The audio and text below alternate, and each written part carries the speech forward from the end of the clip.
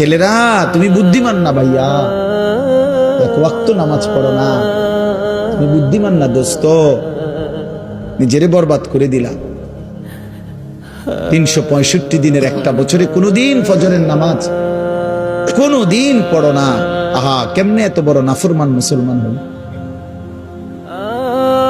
খোদার 20 বছর ধরে, 25 বছর ধরে, 10 বছর ধরে যে নারী কোনোদিন পর্দা করে না, আহা, সে মুসলিম নারী হলো কিভাবে? সে মুসলমানের মেয়ে হলো কেন?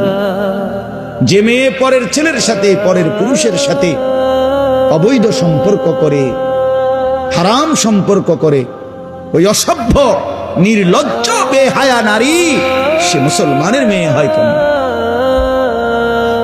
মুসলমানের কন্যা হয় কেন?